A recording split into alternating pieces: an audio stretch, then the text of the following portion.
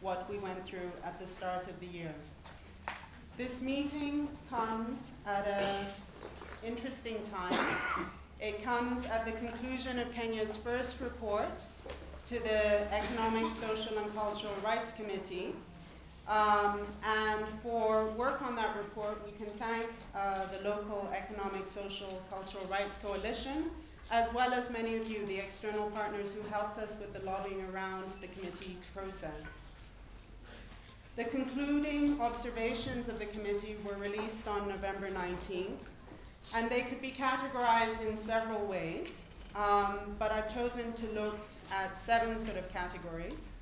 They cover first, health, second, housing, third, labor, and of course, then fourth, questions of domestication, which still hasn't been done, questions of financing economic, social, and cultural rights, and questions of reporting, monitoring, and evaluation, including very important conclusions on data and the lack of disaggregated data with respect to these rights in Kenya. But interestingly, for the purposes of this meeting, no less than 9 of the concluding observations cover extreme poverty and inequality, relating to land, to education, to gender and women's human rights in a range of areas. This is extremely important for us because our electoral fiasco may have triggered the post-election violence, but that violence was fueled not just by gross violations of civil and political rights over time, but also by direct and systemic discrimination from the colonial period on, resulting in real material disparities in terms of development outcomes all across the country. There have been some recognition of this by our executive and parliament from 2002 to present, and some initiatives put in place or unrolled to address these disparities. The Ministry of Planning released a very important report on inequalities in relation to region, income, and gender, and that report had the capacity really to shake our understandings of what is often understood solely as ethnic inequalities, but it pointed to it in more different ways. There was the introduction of constituency development funds, which were meant to decentralize and allow a local level spending on economic, social, and cultural rights. There were the introduction of special microcredit funds for women and for youth. Now we have a ministry for Northern Kenya, which is one of the most deprived parts of the country. And we've seen the supposed realignment of Vision 2030, our version of the poverty reduction strategy process since the elections process.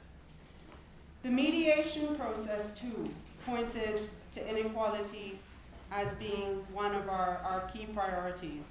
Almost all of the Agenda 4 items, the long-term issues, have to do with trying to redress these rights through our constitution, through more targeted work on inequality, through work on land, through work on historical injustices, and through work with the youth. Almost all of these efforts, though, are proving to be almost utterly insufficient. The introduction of these local level funds avoids real decentralization. We know from experience that microcredit may improve livelihoods, but does not amount to real redistribution.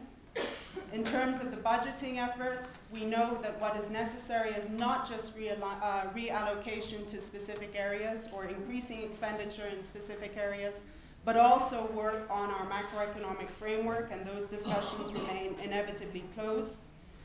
And we know that work on inequality requires sustained planning and financial interventions focused on decreasing these inequalities and outcomes. And we know too that questions of youth is really increasingly a demographic problem, not just for us in Kenya, but everywhere in the world that experiences youth bulge. In conclusion, what this conference points to, that is the linkages between legal protection at the national, regional, and international levels, between work on macroeconomics at the domestic level that ties to work on development financing, on trade and investment, and its impact on the domestic is extremely important. So for us in Kenya, and I think as for all of us, this conference is really a chance to look more depth at these issues. With that, I would like to welcome Professor Yash Palgai, who is proof that Kenya does export more than coffee, flowers, tea, and runners.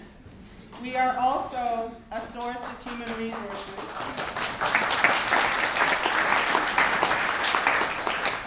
For the rest of the region and the rest of the world, with Kenyan academics working in universities from Hong Kong, where Professor Guy has served, to the United States. Professor Guy is a constitutional law expert who's taught in this region, in Europe, and in Asia. Until recently, he was the UN Special Rapporteur for Cambodia. He just informed me he resigned. He's a bit tired of the United Nations. He's done constitutional work in Nepal, and most recently, in fact, he just flew in from Fiji, where he's involved in constitutional negotiations there. And he has served his own country in this capacity as well as chair of the Kenya Constitution of Kenya Review Commission. And through this commission's public hearings, and it's across the country, and its submissions, I'm sure there's no one in this country who has a better appreciation of people's concerns about economic, social, and cultural rights, and how to translate those into legal protection. So with that, I'd like to warmly welcome Professor Yash Palgai.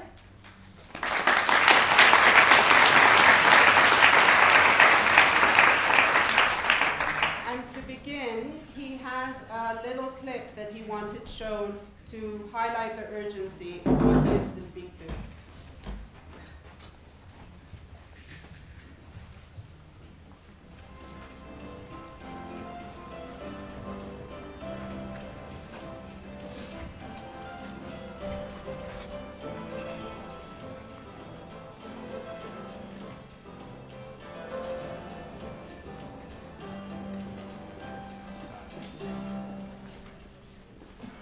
In the year 2000, Kenya was the land